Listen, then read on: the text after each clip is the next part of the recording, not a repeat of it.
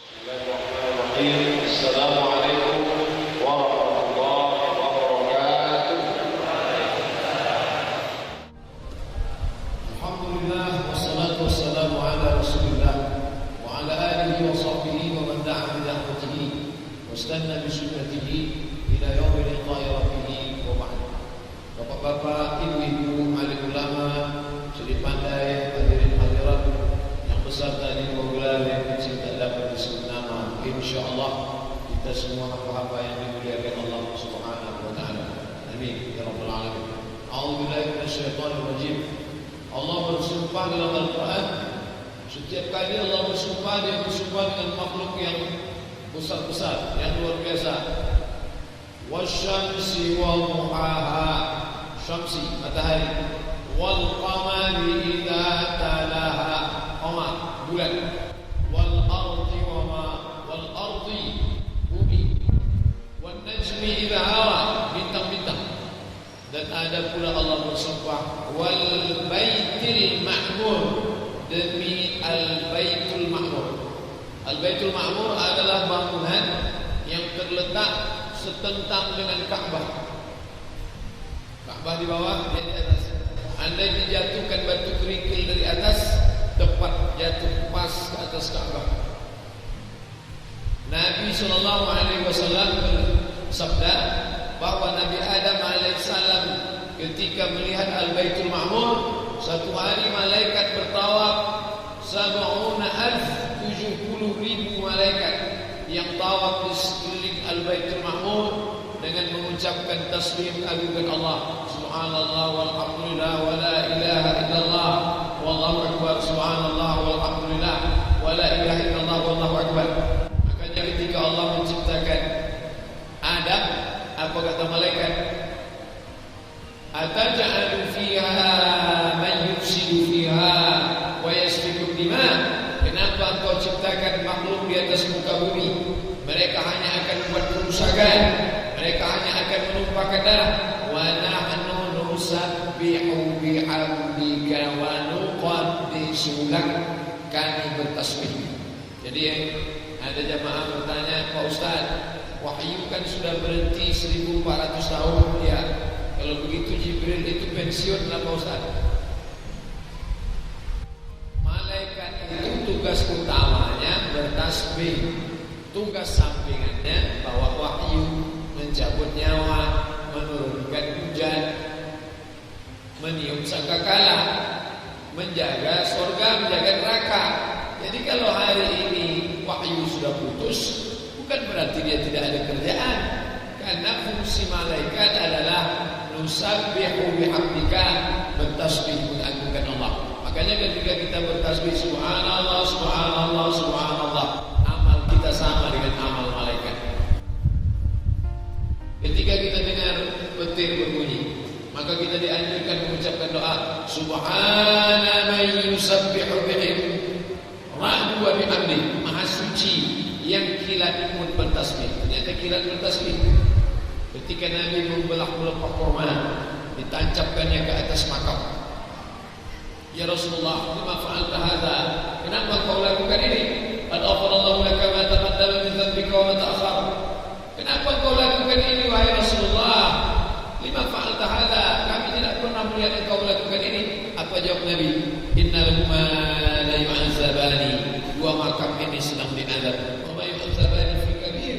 Dua makam ini diazab bukan karena dosa besar, tapi karena dua dosa yang dianggap remeh sepele. Yang pertama dosanya lam yastabri, kencing tak berbasuh, tak cebok.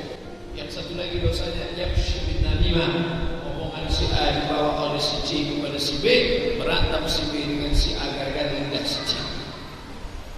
Apa hubungan pelepah korma dengan azab kubur? La'allallah an yukhaffifa 'adzabahuma ma lam yabasa. Semoga selama pelepah korma itu basah, azabnya diringankan. Ternyata pelepah korma bertasbih. Maka ketika dia basah, maka turun tasbihnya ringan azabnya. Planet bertasbih. Ada seorang pakar astronomi namanya Zaglul Nagar, tinggalnya di London, Inggris, warga negara Amerika. Dia menulis buku judulnya Tasbihul Kainat. sudah diterjemahkan ke bahasa Indonesia, diterjemahkan judulnya bahasa Indonesia, alam pun bertasbih, matahari bertasbih. Wan najmu wasyajaru yasjudan, bintang-bintang dan pokok kayu, planet-planet bersujud. Kalau sujud apa bacaannya? Subhana rabbiyal a'la wa bihamdihi, subhana rabbiyal a'la wa bihamdihi, fa bi ayyi ala'i rabbikuma tukadziban. Kenapa kalian tidak juga bertasbih mengagungkan Allah? Jadi ada satu makhluk namanya Al-Baitul Ma'mur, letaknya pas di atas Ka'bah, dan malaikat satu hari di situ 70.000 malaikat berkeliling. Malaikat itu sebesar apa? Kalau diletakkannya dalam Quran disebut uli ajin, makhluk bersayap, masna 2, wasulasa 3, wahuwa 4. Seandainya diletakkannya sayapnya di ujung timur, maka yang satu lagi di ujung barat. Makanya Nabi Muhammad SAW tidak pernah melihat bentuk Jibril dalam bentuk asli selama di dunia. Tapi ketika dia lihat Isra Mi'raj dalam surat An-Najm, laqad ra'ahu nazlatan ukhra 'inda sidratil muntaha. Nabi Muhammad melihat bentuk aslinya ketika dia berada di Sidratil Muntaha. Kenapa waktu di Gua Hira? Gua Hira kecil, tak muat. Kenapa waktu di Madinah dia tidak datang dalam bentuk aslinya? Tak muat, tak nampak wujud aslinya. Tapi ketika di ufuk yang terluas Sidratul Muntaha, di situ Nabi Muhammad SAW melihat bentuk asli Jibril dalam surat An-Najm. Laqad ra'ahu nazlatan ukhra 'inda sidratil muntaha.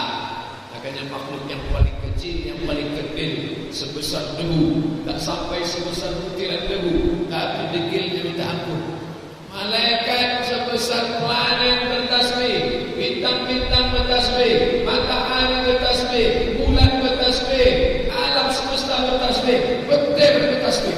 Tapi ini makhluk yang kecil degil ini, sebetulnya sudah lama nih malaikat ini. Ya Allah, ini bagaimana? Kusentil. Kata Allah, jangan dulu. Mudah-mudahan dia mau bertobat bertasbih. Makanya tempat yang paling utama sujud. Karena pada waktu sujud orang bertasbih, Subhana rabbiyal a'la, Maha suci dia yang maha tinggi. Ku tempelkan keningku ke lantai, Subhana rabbiyal a'la, Maha suci dia yang maha tinggi. Aku rendah, hina, kotor, tak ada apa-apanya. Makanya doa yang paling makbul ketika sedang sujud. Kenapa? Pada saat itu belum bertasbih, sama seperti tasbih para malaikat. Aqrabu ma hadis riwayat Muslim, aqrabu ma yakunul 'abdu bi rabbih. Seorang hamba paling dekat dengan Rabbnya wa huwa sajid, ketika dia sedang sujud. Fa aksiru fihi du'a, maka perbanyaklah doa. Kesombongan, keangkuhan tidak pada saat bertasbih, sama perbuatan kita dengan para malaikat. Lalu kemudian ada setelah makan buah kulbi itu dulu sedih. Dulu melihat malaikat bertasbih mengelilingi Al-Baitul Ma'mur. Lalu kemudian Adam alaihissalam, ya Allah, bagaimana ini? Aku ingin seperti dulu saat berada di surga, melihat malaikat di Al-Baitul Ma'mur. Lalu kata Allah, bangunlah bangunan di atas muka bumi mirip seperti Al-Baitul Ma'mur. Kalau diletakkan jatuh dari atas, tempat di atasnya, disitulah dipilih tempat yang disebut dengan Ka'batul Musharrafah, di tempat bernama Makkah. Allah berfirman dalam Al-Quran, A'udzubillahi minasyaitonir rajim, Inna awwala baitin wudi'a lin-nas, bangunan pertama yang dibangunkan untuk manusia, lalladzi bi Makkah, tempat itu bernama Makkah. Makkah artinya tempat berkumpul. Subhanallah, tempat berkumpul manusia paling banyak di dunia hari ini adalah Makkah. Pantai Puerto Rico, pantai Brazil, pantai tempat orang barat berjemur, tak sampai sebanyak itu. Seandainya dibuka visa bebas, tidak ada kuota, mungkin tempat paling ramai di dunia. Sedangkan dibatasi kuota saja. Hari ini berita terakhir, saya di Batam tak tahu. Berita terakhir Riau Pos Pekanbaru, store 2015, berangkat 2031 berangkat. Israel datang 2030. begitu sedikit kesempatan untuk berkeliling untuk mengucapkan subhanallah walhamdulillah, maka dibangunlah oleh Adam alaihissalam untuk mengobati kerinduannya. Dia pun tawaf subhanallah walhamdulillah wa la ilaha illallah wallahu akbar. Setelah Adam alaihissalam meninggal, datang zaman Adam, Idris. Setelah Idris, Nuh, Nabi yang ketiga. Adam, Idris, Nuh. Zaman Nabi Nuh alaihissalam datang banjir bandang, habis bangunan Ka'bah, tinggal fondasinya saja. Karena seluruh alam semesta tenggelam, habis. Datanglah anak Nabi Nuh bernama Kan'an. Ya bunayya, wahai anakku, irkab ma'ana, mari naik ke atas sampan perahu Bapa. Apa kata Kan'an waktu itu? Sa'awi ila jabalin ya'simuni minal ma'. Aku tak perlu naik ke perahu Bapa, aku bisa naik ke atas bukit.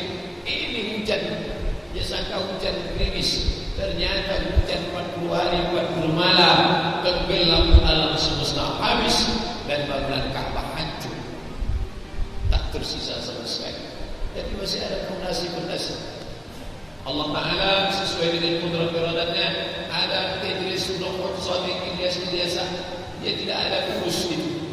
Sampailah masanya Nabi Ibrahim alaihissalam.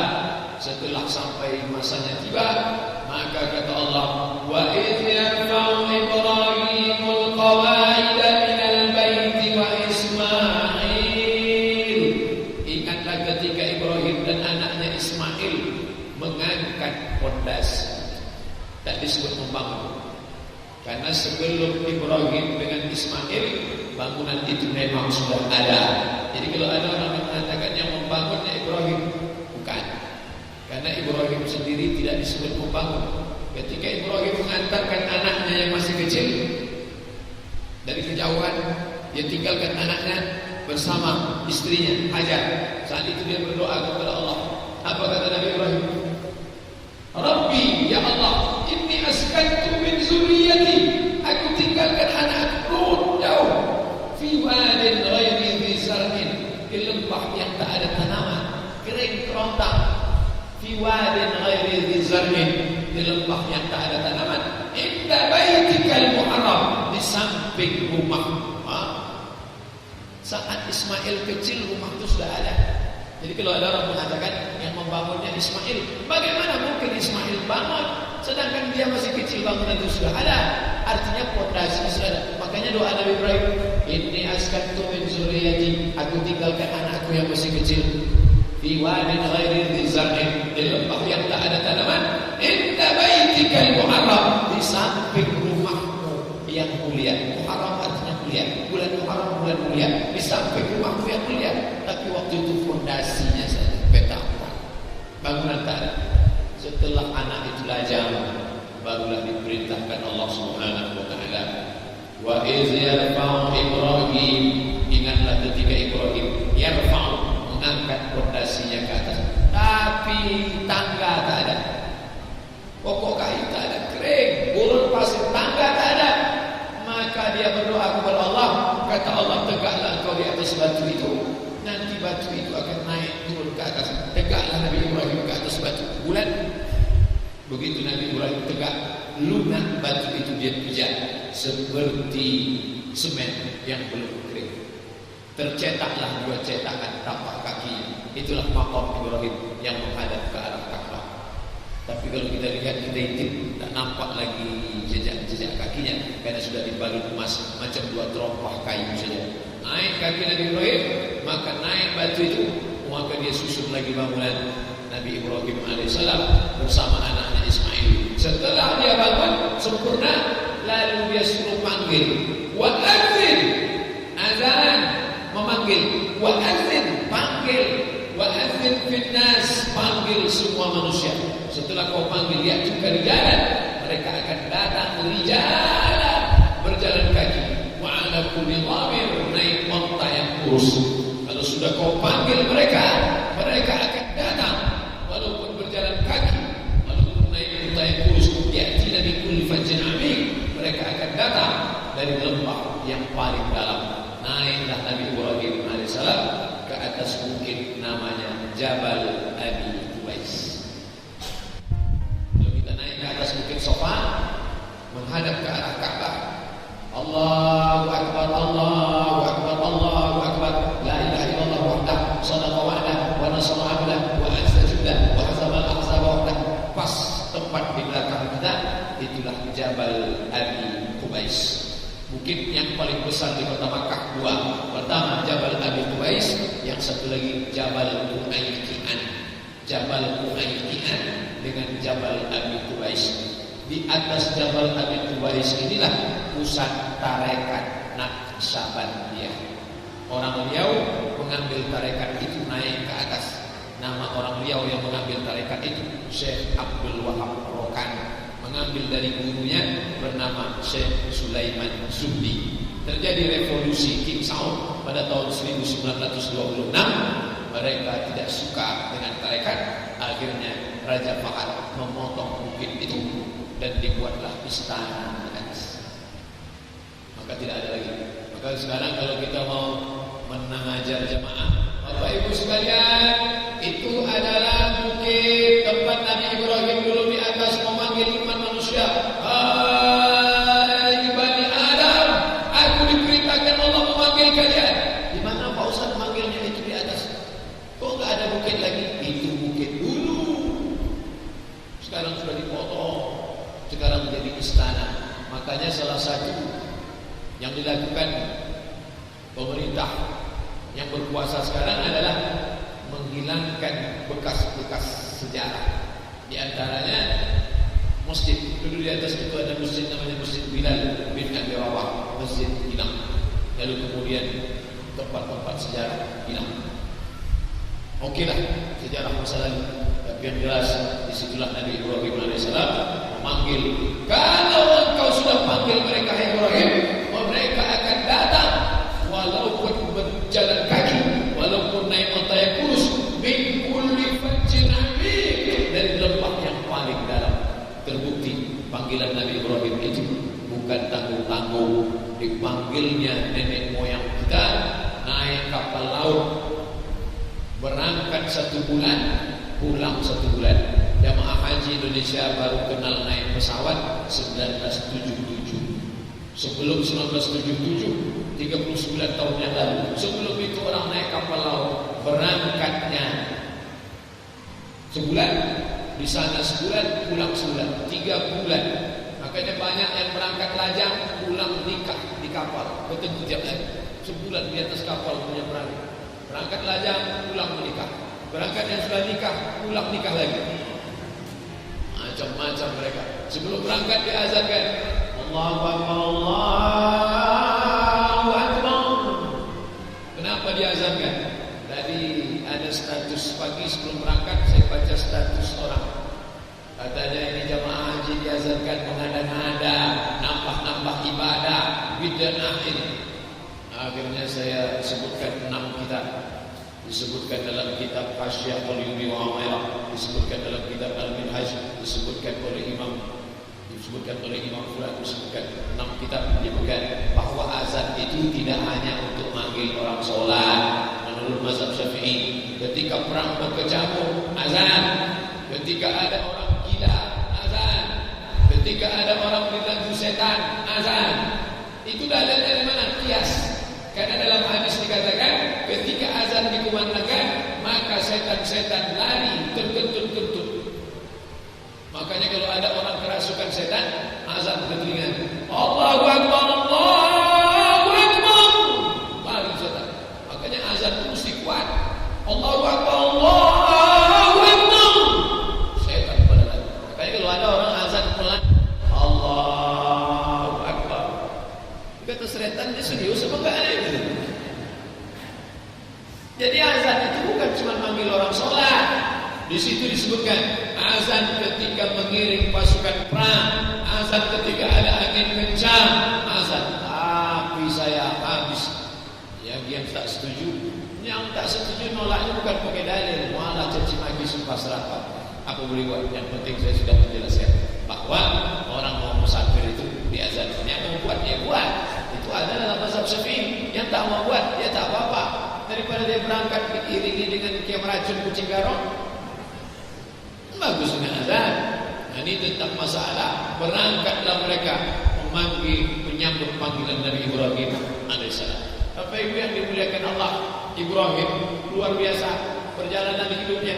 Hampir semua perjalanan haji itu, bahkan sholat kita tadi Ibrahim. Kama shallaita ala Ibrahim wa ala ali Ibrahim, kama barakta ala Ibrahim wa ala ali Ibrahim. Ibrahim sampai 4 kali.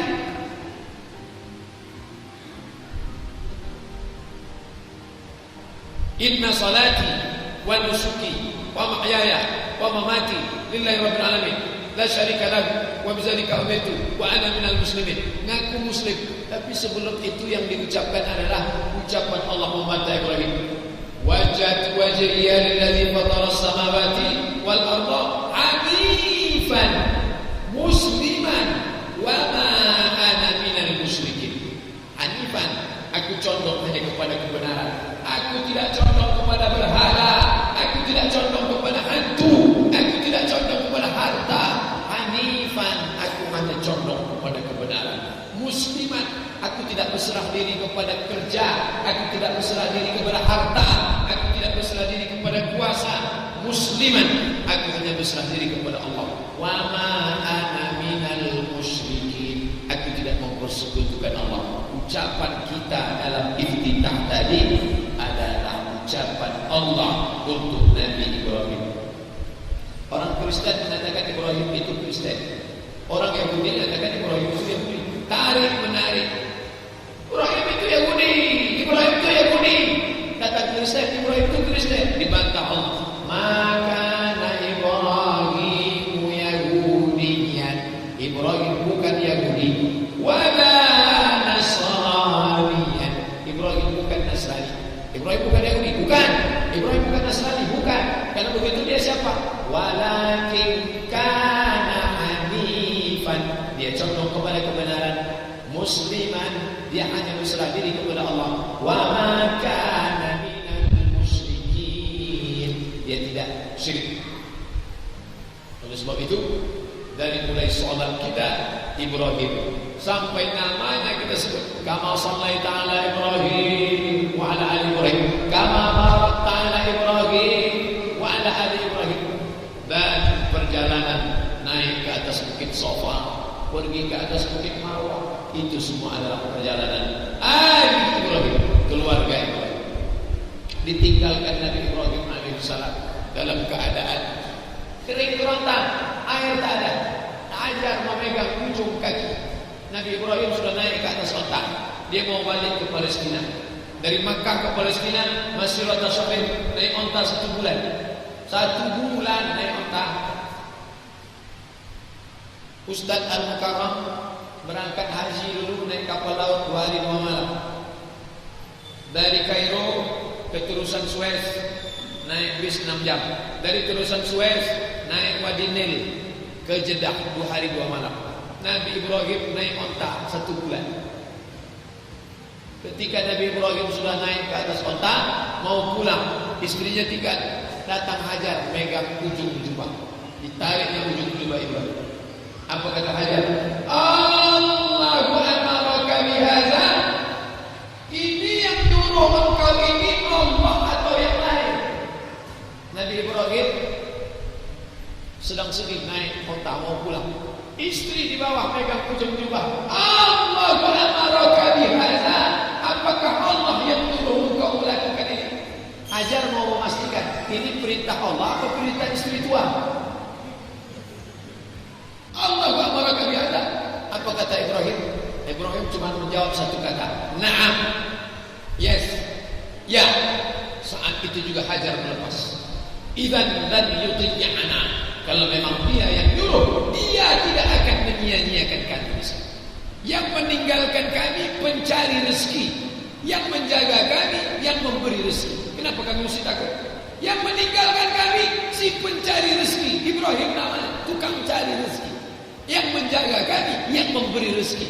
Kenapa kami mesti takut? Kalau yang mencari pergi, yang memberi malah ada bersama kami. Begitu kekuatan seorang Hajar. Luar biasa. Makanya kalau dapatlah macam Hajar ini bisa. Tapi kalau tak dapatnya. Nah, ketika Nabi Ibrahim pergi jauh, air susu kering, air minum habis, kering kerontang di lembah yang tak ada tanaman, sebatang pokok kayu pun tak ada, kering. Apakah Hajar mengangkat tangan? Ya Allah, katanya engkau jamin rezeki, kenapa air tak ada? Ibrahim mana? Perempuan yang tegar bernama Hajar. Dia tidak angkat tangan, dia tidak minta kepada Tuhan. Apa yang dia lakukan? Naik sofa, naik ke Marwah. Dari sofa ke Marwah 500 meter, bukan dekat. Sekarang bawah keramik, atas AC, kiri kanan kipas angin, panasnya minta ampun, tetap berkeringat. Hari itu Hajar, bawah pasir, atas matahari terik, pokok kayu tak ada. Naik ke sofa, naik ke Marwah, naik ke sofa, naik ke Marwah, naik ke sofa, naik ke Marwah. Bukan ada kursi dorong. Air tak ada. Putus asa kah dia? Tidak. Dia turun dari atas Marwah, dia dekati anaknya. Ternyata takbir berkata lain. Allah mau kasih tahu, hai Hajar, kalau aku berkehendak, air itu datang bukan dari tumitmu, air itu datang bukan dari tapak kakimu yang lari-lari itu, tapi air itu keluar dari tapak anak kecil yang belum pandai berjalan. Tapak Ismail yang sedang tergolek terbaring, dia geserkan kakinya, keluar air. Maka kata Hajar, Zamzami, Zamzami, Zamzami, berkumpullah air, berkumpullah air itu berkumpul 3000 tahun lamanya. Bahkan kita semuanya di tempat di masjid ini sudah pernah meminum air tapak tumit, tapak kaki Ismail. Zam-zam, baik minum air Zam-zam yang asli maupun yang palsu. Luar biasa sekarang, semua dipalsukan orang. Bukan cuma bensin, Zam-zam pun berani dia. Padahal orang sudah serius berdoa, Allahumma inni as'aluka ilman nafi'an wa rizqan wasi'an wa shifaan min kulli da'in wa safamin bi rahmatika ya Allah. Kata malaikat, ya Allah, ini palsu, gimana kamu jelas rahasianya? Bayangkan itu, Allah mau kasih tahu ke kita, yang usaha itu ente, yang lari itu kamu. Tapi kalau tidak dapat, jangan kecewa. Karena kalau aku mau kasih, tidak mesti pakai tumitmu, pakai tumit anakmu pun bisa. Tapi kenapa Allah suruh lari dulu? Allah mau mengajarkan sa'i. Sa'i itu apa Pak Ustaz? Saya kalau ngasih manasik, saya tanya jamaah, Bapak Ibu, kalau lari dari sofa ke Marwah itu namanya sa'i. Apa arti sa'i Bapak Ibu? Lari kecil Pak Ustaz. Sa'i artinya usaha. Haji mengajarkan kita usaha. Makanya orang sekarang mau berangkat haji tak ada usaha. Bapak udah store? Udah. Kenapa? Tak akan berangkat. Usaha. Saya pergi ke Indragiri Hilir, ketemu sama Bupati Indragiri Hilir, duduk sama dia dalam rangka launching Bank Syariah Riau Kepri di Tembilahan. Pak Ustaz, kata Pak Bupati, ya, kabupaten yang paling susah kami, tapi jamaah haji yang paling banyak kan? Loh, ini menurut teori ekonomi gak masuk akal Pak. Bagaimana mungkin kabupaten paling susah jamaahnya paling banyak? Disitulah mukjizat haji Pak Ustaz. Kenapa bisa jamaah haji paling banyak dari tempat kami? Orang di sini kalau tanam kelapa, dia tanam kelapa, dia bagi dua. Yang ini untuk makan, yang ini untuk berangkat haji. Kalau dia tanam padi, dia bagi dua. Yang ini untuk makan, yang ini untuk berangkat haji. Maka ketika dia nanam, berangkat haji, berangkat haji, berangkat haji, berangkat haji, berangkat haji, berangkat haji. Barokah. Di tempat lain, kawin lagi, kawin lagi. Bukan kawin lagi itu salah, tak salah. Saya sekedar mau kasih bahwa ada barokah. Makanya orang Jawa itu kan kalau ngaji, ngajinya sebentar aja 10 menit. Yang paling banyak itu apa? Baca Al-Fatihah. Sampai Arab nanti, Arab alam barokah. Berkah, berkah dari tanahnya itu tidak banyak, tapi niatnya dari awal. Makanya kita harus berniat. Setiap anak orang Islam, ente sekolah S1, niatnya apa? Mau kerja, berangkat haji. Kenapa? Menyaksikan mukjizat keagungan Allah Subhanahu wa taala. Tapi yang berangkat itu mesti orang yang paham cerita, punya ilmu. Kalau tidak dia bingung. Pas pulang ditanya sama tetangga, gimana keadaan di sana? Entah, bingung, mutar-mutar, lari-lari, mutar-mutar, lari-lari, lempar-lempar. Mungkin rambut pulang. Tak paham dia cerita yang ada. Tapi kalau dia paham, kenapa berputar? Karena malaikat berputar di atas dan kita berputar di bawah. Dan planet-planet semuanya berputar. Matahari berputar, Merkurius berputar, Neptunus berputar, Mars berputar, semuanya berputar. Subhanallah. Ternyata molekul-molekul di dalam tubuh kita ini semuanya berputar. Jantung semuanya berputar. Dan putarannya sama. Ada yang tak berputar Ustaz, mati. Baru tak berputar mati. Pegang. Waktu dia di dalam berputar. Darah berputar, semua berputar dan semuanya bertasbih. Subhanallah walhamdulillah wa la ilaha illallah wallahu akbar. Subhanallah walhamdulillah wa la ilaha illallah wallahu akbar. Banyak orang sekarang bingung. Saya Pak Ustaz, uang sudah ada, tapi mau berangkat rasanya takut. Takut kenapa? Belum hafal doa putaran 1, putaran 2, putaran 3. Enggak usah dihafal, Pak. Nabi tak pernah. Tapi kalau mau baca bagus. Jadi gimana? Baca aja subhanallah walhamdulillah wa la ilaha illallah. Haji enggak ada rukun haji, enggak ada rukun qauli. Beda sama salat. Salat kalau ada orang tidak baca Fatihah, salatnya batal. La salata, tidak sah salat liman lam yaqra bi Fatihatil kitab. Bismillahirrahmanirrahim. Alhamdulillahi rabbil alamin. Salah baca Fatihah batal. Haji tak ada. Haji tak ada rukun qauli. Andai ada orang berangkat haji mulutnya diam. Diam aja. Dari sejak awal sampai akhir diam. Sah. Haji apa namanya? Haji diam. Itu bapak itu satu kloter kemarin sama saya. Itu dia. Haji apa? Haji diam. Diam aja. Baca doa tak ada. Subhanallah walhamdulillah wa la ilaha illallah wallahu akbar. Karena itulah doa malaikat. 3 makhluk berputar. Malaikat berputar di Al-Baitul Ma'mur. Kita berputar di bawah Ka'bah. Dan makhluk-makhluk planet langit berputar mengelilingi matahari. Dan matahari itu pun berputar. Disebutkan dalam surat Yasin. La syamsu yanbaghi laha an tudrikal qamar. Matahari tak mungkin menabrak bulan, bulan tak mungkin menabrak matahari. Wa kullun fi falaki yasbahun. Semuanya berputar, bertasbih mengelilingi garis porosnya masing-masing. Masya Allah. Sofa suci, Marwah sudah jadi bahasa Melayu. Marwah, kehormatan, kemuliaan. Tidak akan mendapatkan marwah kalau tidak berawal dari sofa. Sofa, marwah.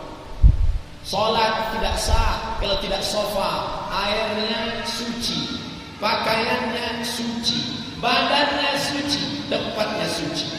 Sedekah tidak akan diterima kalau tidak berawal dari sofa.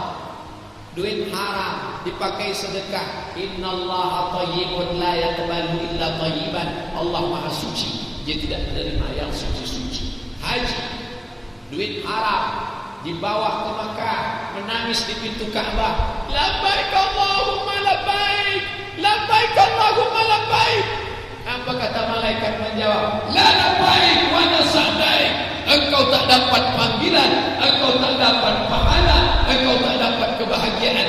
Zaduka haram, karena kau berangkat dengan duit haram. Hadis riwayat Tabrani. Oleh sebab itu semuanya mesti berawal dari sofa, berakhir pada marwah. Orang yang tidak mengawali dengan sofa, maka dia tidak akan mendapatkan marwah.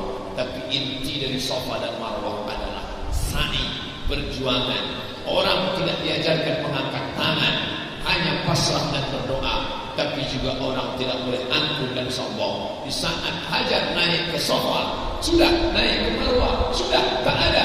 Disitulah tawakal.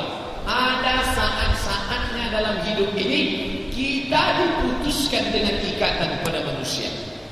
Ayah mati, emak mati, anak mati, datuk mati, paman mati, istri mati. Di Itu dialami oleh Sayyidina Muhammad sallallahu alaihi wasallam. Belum lahir ayah meninggal. 4 tahun emak meninggal. 8 tahun datuk meninggal. Di saat orang kafir musyrik menyiksa, paman meninggal. Di tahun yang sama istri meninggal. Anak perempuan 4 orang, 3 meninggal. 1 yang tak meninggal ketika dia hidup, Fatimah. 6 bulan setelah dia meninggal baru Fatimah meninggal. Anak laki-laki 2 orang meninggal. 10 orang dalam hidup Nabi meninggal. Pukulan luar biasa. Itu kalau orang biasa-biasa itu sudah senyum sama oplet. Pukulan, benturan psikologis luar biasa. Tapi Nabi kuat. Kenapa Allah kuat begini? Sengaja Allah putuskan hubungan dengan manusia supaya gantungannya hanya cuma satu. Allahus Samad. Tempat bergantung hanya Allah Subhanahu wa taala. Itu yang dialami oleh Hajar. Suami tak ada, anak masih kecil, tetangga tak ada, keluarga tak ada. Allah ingin dia hanya bergantung kepada Allah semata. Di saat pergantungan kita hanya satu, dialah satu-satunya, di situ mukjizat akan terjadi. Air datang, Allah ingin mengajarkan usaha. Padahal sebetulnya kalau Allah mau, tinggal dia tunjuk saja itu. Innama amruhu idza arada syai'an an yaqula lahu kun fayakun. Selesai masalah. Tapi yang penting bukan pada solusinya. Yang penting itu bukan pada endingnya. Yang penting itu adalah proses menuju ending. Yang penting bukan airnya. Air di mana-mana ada. Yang penting adalah bagaimana proses air itu datang. Begitulah perjalanan Hajar dengan perjuangan yang luar biasa. Jadi kalau orang merenungi maknanya itu secara mendalam, maka dia akan pulang dengan filosofi hidup yang luar biasa.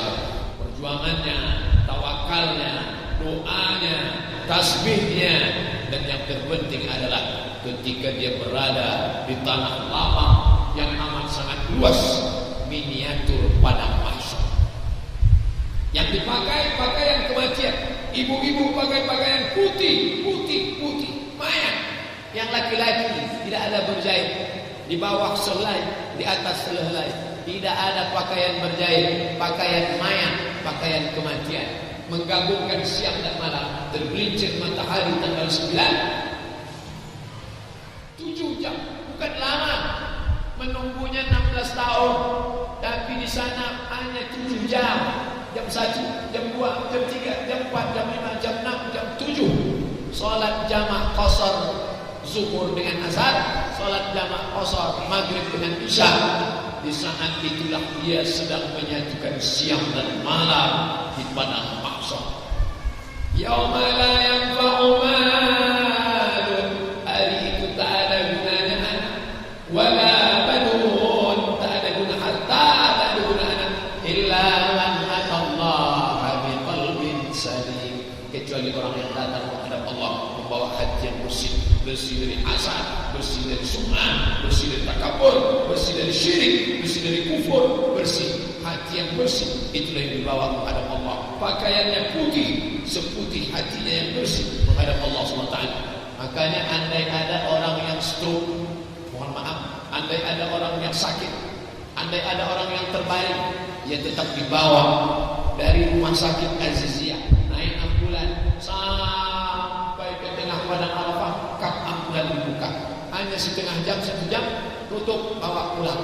Hajinya sah, darurat. Al-Hajjul Arafah, haji duduk wukuf di padang Arafah. Wukuf, stop. Selama ini ustaz, kiai, buya pakai sorban, tapi pada hari itu sorban dibuka. Ustaz pakai peci, hari itu peci dibuka. Semua kehormatan, topi tentara, bintang 5, semuanya dibuka. Semuanya merasakan bahwa dia adalah hamba Allah. Dari dalam tanah naik ke atas tanah, masuk ke dalam tanah. Perjalanan kita cuma 3. Dari dalam tanah naik ke atas tanah, tak lama habis itu masuk ke dalam tanah. Warna-warna tanah, bau pun bau tanah. Apa yang mau disombongkan? Dari dalam tanah naik ke atas tanah, masuk ke dalam tanah. Di padang Arafah itu merenungkan sedemikian rupa, tertunduk daripada Allah. Masya Allah. Disangka orang tertunduk merenung, rupanya tertidur. Meleleh air mata.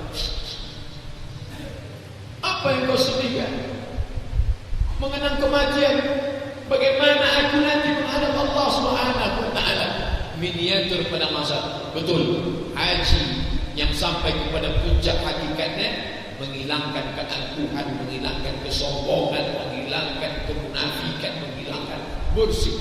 Makanya setelah pulang itu dunia ini sudah tak lagi penuh kehormatan. Tapi yang terjadi, yang saya lihat kebalikannya. Setelah pulang itu, wah, kalau undangan mesti ditulis pakai H, pakai spidol. Walau duduknya tidak dijamu, tak mau. Dulu mau ngantri, setelah itu luar biasa. Gimana kabarnya Pak Haji selama di Makkah? Alhamdulillah. Berapa orang satu kloter? 300 orang. Lalu selama di sana 300 orang itu yang bisa cium Hajar Aswad 7 kali cuma dia. Aku sombong. Siapa punya kerja? Setan. Setan. Alladzi waswis fi sudurin nas minal jinnati wan nas, dari kalangan jin dan setan. Oleh sebab itu di sana melontar setan sampai 3 kali. Jumrah pula, jumrah wusta, jumrah aqabah. 7 tanggal 11, 7 tanggal 12, 7 tanggal 13, sampai 3 hari betul-betul 21 kali 3. Kenapa sampai sebanyak ini? Banyak orang salah paham tentang itu. Bapak ibu yang tak percaya, coba titip pesan ke bapak yang akan berangkat, suruh beliau minta foto kan nanti di bawah itu. Tolong nanti foto kirim ke WhatsApp. Ternyata di bawah bukan batu kerikil yang sebesar ujung kelingking. Yang di bawah itu apa? Senter, sepatu, payung. Orang-orang Arab yang marah sama setan, dia taubat, hai setan kau yang selama ini menggoda, bukan dia batu, sepatunya dia buka.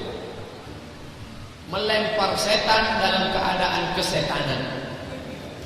Cuma bayangkan itu. Padahal itu bukan setan, itu adalah simbol permusuhan dengan setan. Kenapa 3 kali setan datang kepada Ibrahim? Ibrahim, engkau yang menantikan anakmu demikian lama, kenapa engkau mau potong anak? Dia loncat. Tak mempan kepada Ibrahim, dia datang kepada Ismail. Ismail, engkau anak muda, umurmu masih panjang, kenapa engkau mau mati cepat? Dia loncat. Tak mempan bapaknya, tak mempan anaknya, datang istrinya. Hai Hajar, engkau yang memberi makan anaknya, engkau yang lari ke sofa, engkau yang lari ke marwah. Sekarang suamimu mau potong anak. Dia lempar. Pelajaran bahwa setan datang ke semua aspek kehidupan. Bapaknya rajin ngaji, bapaknya baik, istri pula kurang ajar. Istri baik, anaknya baik, suami Fir'aun. Suami baik, istri baik, anak pecandu narkoba. Suami baik, istri baik, anak baik, tetangga rese. Ada saja hidup. Ini simbol permusuhan. Makanya ketika melontar itu, tanamkan dalam hati, saya sedang memusuhi setan. 3 hari berturut-turut dengan 70 sekian batu. Ini adalah permusuhan abadi. Karena banyak juga orang yang melempar setan sampai mati-matian. Ketika pulang lagi ke kampung halaman, dia yang menjalin hubungan lagi dengan setan. Setan itu pun bingung. Kata setan, dulu kau lempar aku mati-matian, sekarang kau yang ingin melanjutkan MOU ini. Apa sih maksud lo? Kata setan. Bapak Ibu yang dimuliakan Allah Subhanahu wa ta'ala, orang yang sudah sampai kepada tingkat puncak itu, maka ditunjukkannya dalam bentuk kesucian.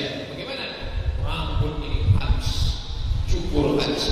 Mu'alliqin cukur habis. Muqassirin potong pendek. Mu'alliqin cukur habis.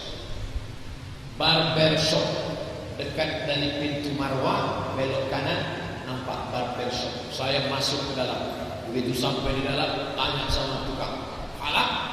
Halak artinya cukur habis. Bukan halak cakap batak, halak kita orang muslim. Halak kata dia cukur habis. Qasar, qasar artinya pendek. Salat zuhur 4 rakaat, qasar jadi 2. Qasar. Jangan nanti dia tanya qasar, enggak jamak takdim. Halak qasar. Halak habis. Qasar. Saya tanya, halak bukan, kamasas.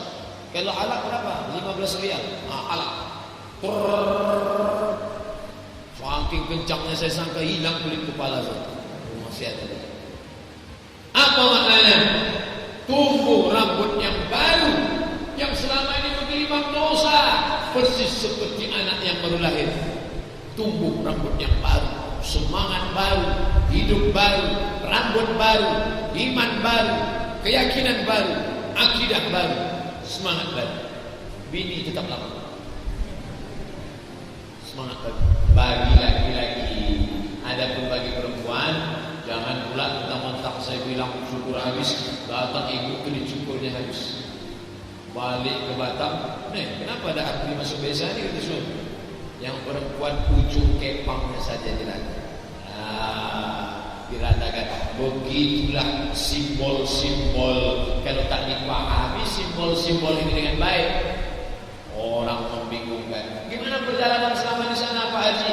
Taklah bingung saya. Mutar-mutar, lari-lari, lompat-lompat, lempar-lempar, potong rambut. Mutar-mutar, lari-lari, lompat-lompat, lempar-lempar, potong rambut.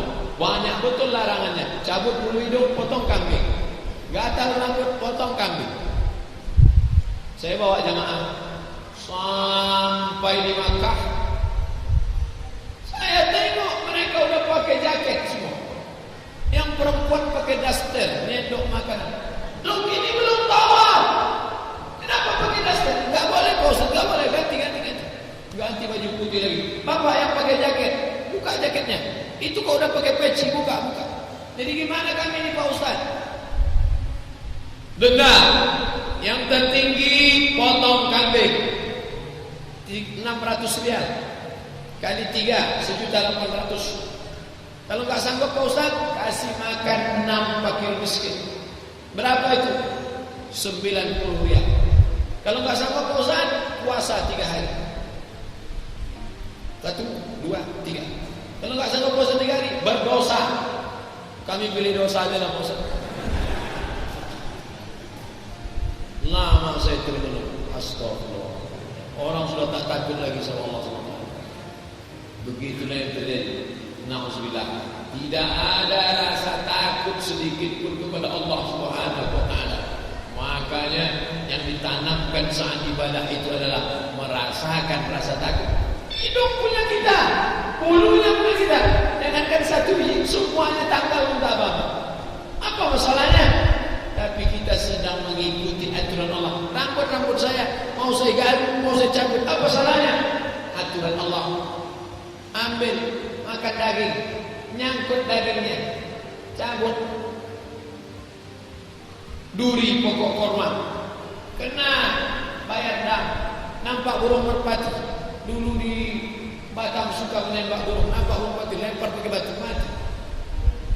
Tak boleh. Ini semua larangan. Berapa lama kita dikekang ini? Tanggal 8 hari Tarbiyah, tanggal 9 hari Arafah, tanggal 10 hari Nahar. 3 hari melawan diri, melawan hawa nafsu. Nafsu makan sudah dilawan bulan Ramadan kemarin. Nafsu minum sudah lewat Ramadan. Tapi ada nafsu yang luar biasa. Apa dia? Nafsu menggali, nafsu bicara, nafsu.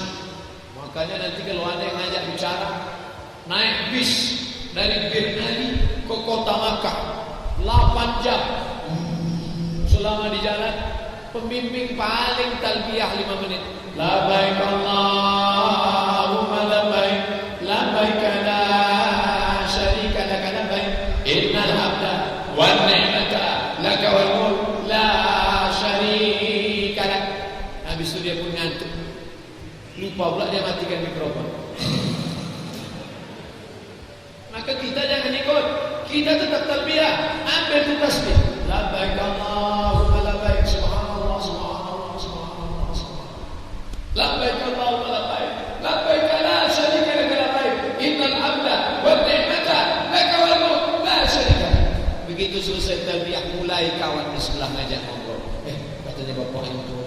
belanja. Mesti lawan urusan ibadah haji, melawan lidah.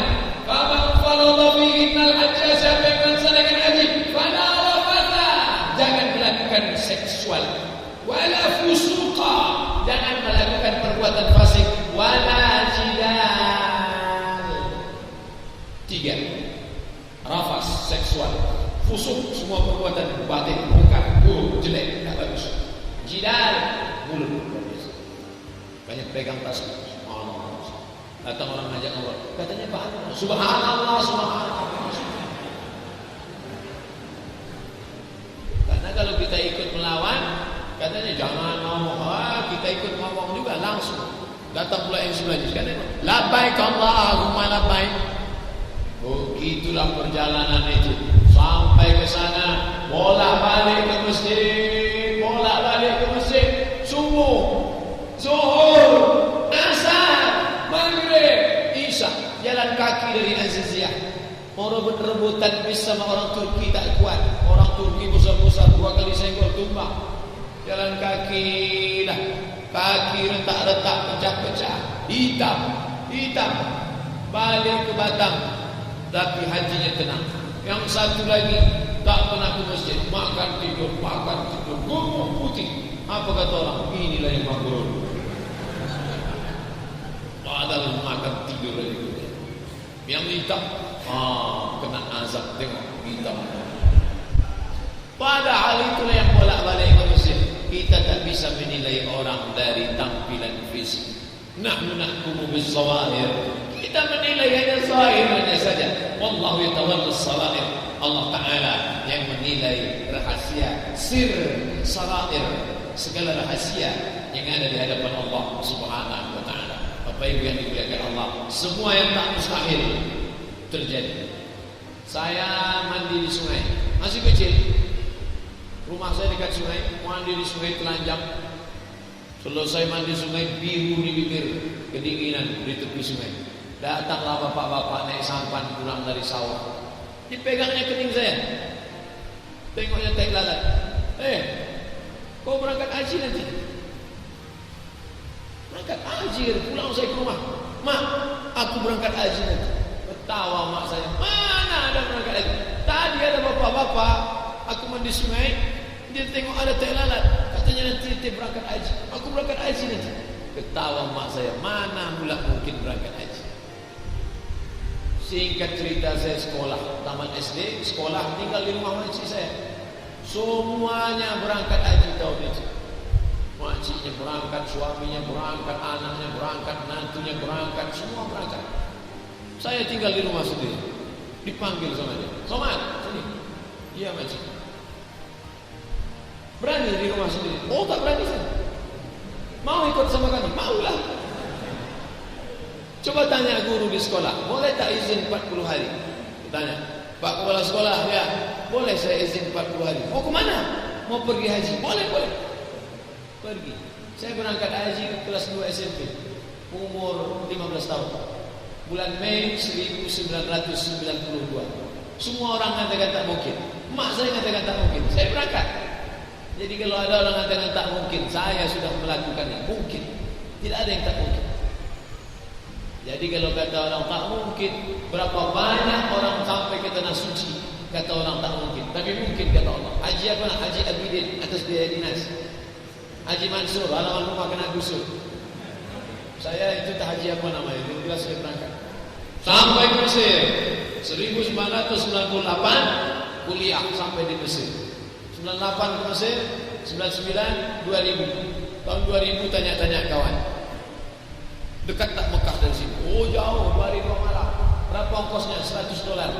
$100 kali 10.000 sejuta. PP dia. Wah, kalau cuma sejuta insyaAllah ada. Tahun 2000 berangkat lagi. Naik bis 6 jam sampai Suez. Dari Suez sampai ke Makkah 2 hari 2 malam. Sampai di Makkah baru bingung. Tak ada hotel, tak ada makan. Namanya Haji Koboi. Kalau bapak baca novel Haji Backpacker, itulah pakai ransel, mengajukan ke konsulat jenderal. Kami mahasiswa dari embarkasi, bukan embarkasi Batam, embarkasi terusan Suez, memohon tolong diberikan kamar. Akhirnya dapat kamar. Cari kerja, dapatlah. Ini sambil haji sambil kerja. Apa kerjanya? Satu hari 50 rial. 50 rial iya. Kali 3.000, 50 rial kali 3.000, 150.000. 10 hari sudah 1,5 juta. Sebulan 4,5 juta. 2 bulan 70 hari. Wah, bisa 9 juta. Bisalah untuk membantu beasiswa. Iyalah. Kerjanya apa Pak? Nasi kotak. Wah, enak sekali. Cuma nasi kotak. Iya. Sampai di airport nasi kotak. Rupanya 10 kloter.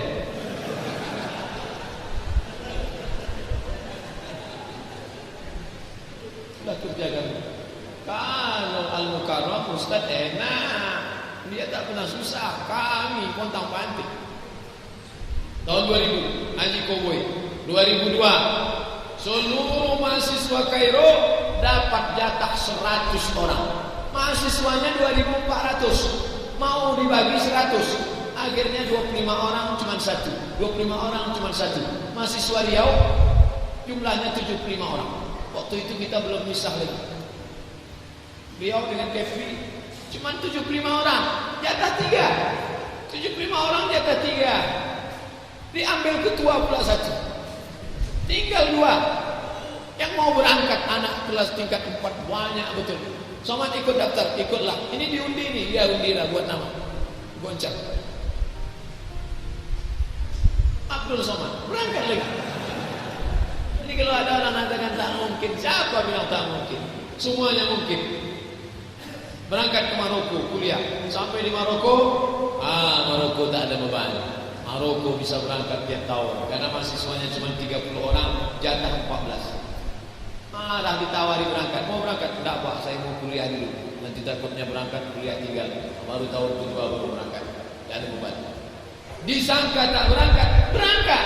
Setelah pulang, ini udah jadi ustadz kayaknya bisa berangkat. Malah setelah pulang tak pernah berangkat sama sekali. Artinya apa?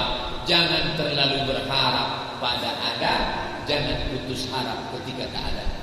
Tak ada, putus harap. Jangan. Ada Allah SWT. Tapi ketika ada, jangan terlalu berharap. Kenapa?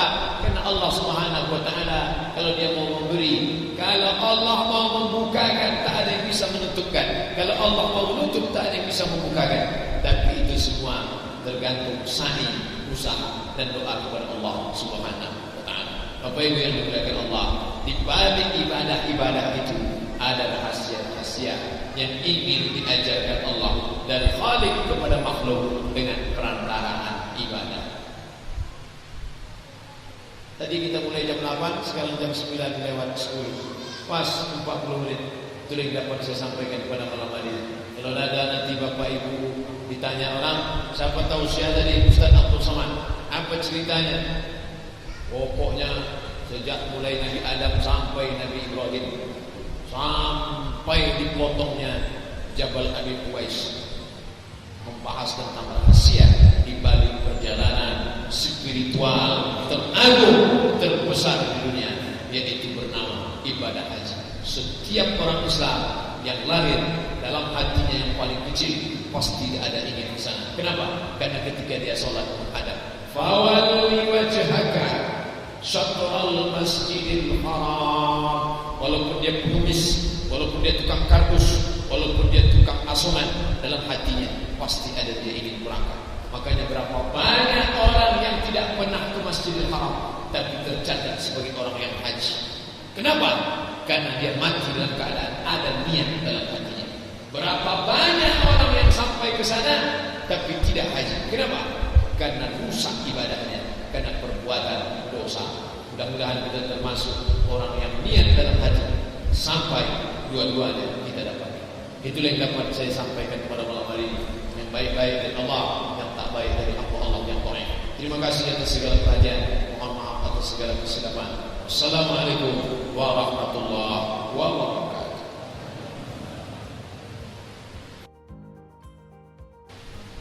Waqad yusannul azan, dianjurkan azan li ghairi shalah, selain salat.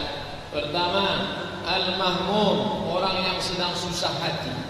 Jadi kalau ada teman kita di sebelah penuh aja azan kita gini, Allahu Akbar, Allahu Akbar. Al-masru' orang yang kerasukan setan. Al-ghadban orang yang marah-marah. Wa man sa'a khuluquhu perilakunya jelek, buruk, tak baik. Indal ariq ketika kebakaran, berkobar api, azab. Taghawul ghailan tamarrudil jin, orang yang diganggu jin. Wa khalfal musafir ketika musafir. Wa inda inzalil mayyit li qabrihi ketika menurunkan mayat ke dalam kubur. Menurut mazhab Syafi'i. Saya enggak setuju dengan ini. Ya tak apa-apa. Jangan diwajibkan. Tapi kalau ada orang buat jangan salahkan. Itulah etika berbeda mazhab. Hanafi, Maliki, Syafi'i, Hambali. Saya tak mau. Ya tak apa-apa.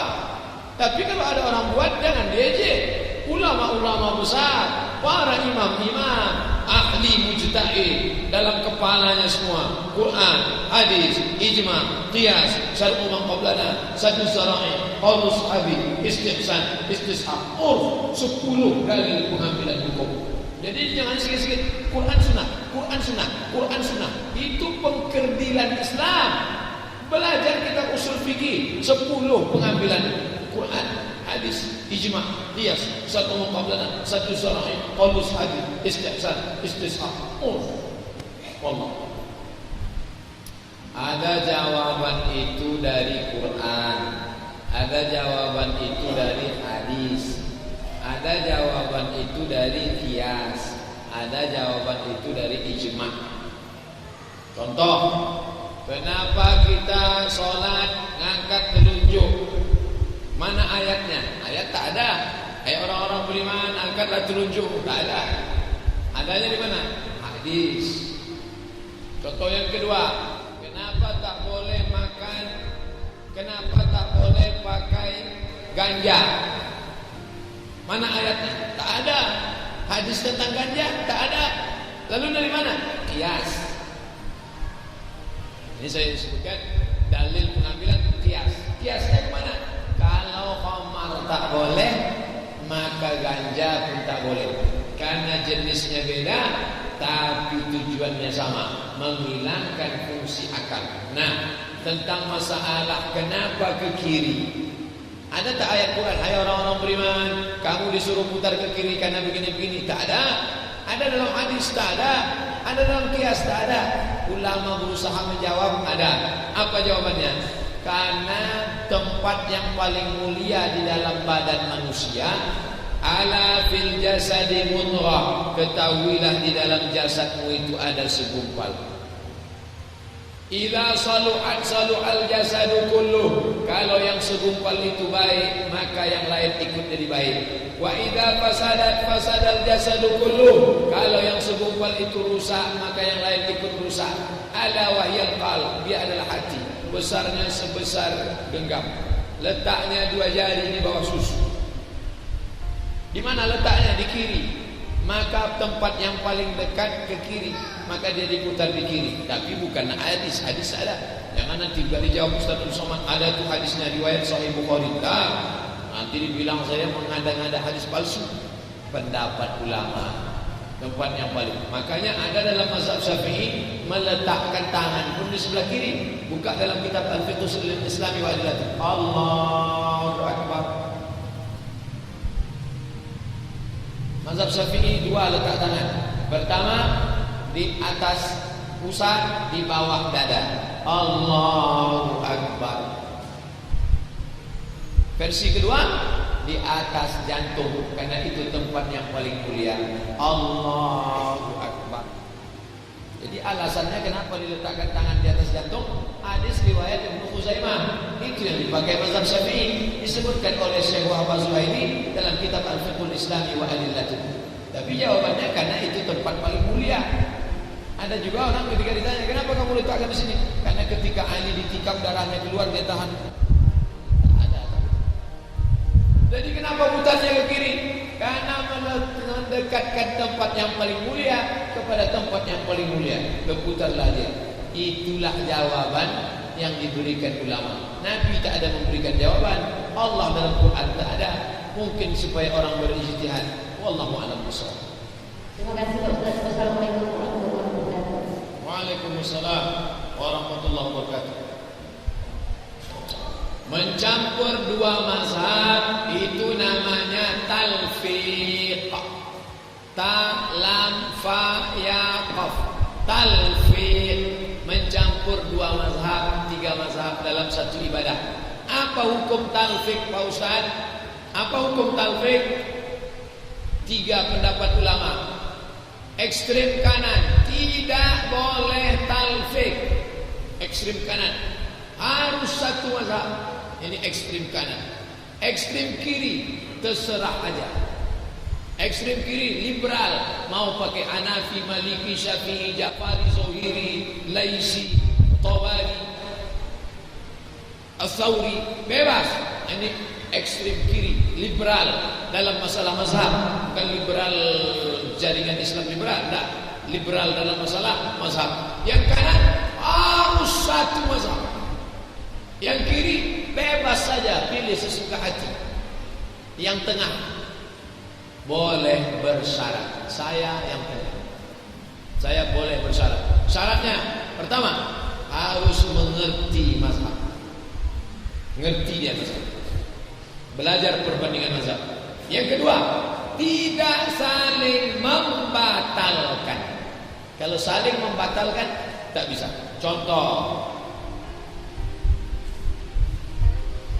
Contohnya bismillahnya pakai Syafi'i, salat subuh. Bismillahirrahmanirrahim. Alhamdulillahirabbil alamin. Itu Syafi'i itu. Karena kalau Hanafi bismillahnya tak kedengaran. Alhamdulillahirabbil alamin. Ar-Rahmanir-Rahim, Maliki Yaumiddin. Kalau Maliki tak pakai bismillah sama sekali. Pas baca Fatihah Syafi'i, pas bangkit dari rakaat kedua, Sami'allahu liman hamidah, Allahu Akbar. Loh, kok enggak baca kunut? Tak batal. Karena dalam mazhab Syafi'i orang yang tak berkunut tak batal. Tapi kalau dia lupa, dia sujud sahwi. Itu disebutkan dalam kitab punya Imam Syafi'i. Dengan syarat tidak membatalkan. Tapi kalau membatalkan tak bisa. Contoh, cara wuduknya Syafi'i. Hidupkan keran, ambil air. Cara wuduknya, selesai dia wuduk, salaman dia sama mahasiswi. Selesai itu sholat dia di masjid.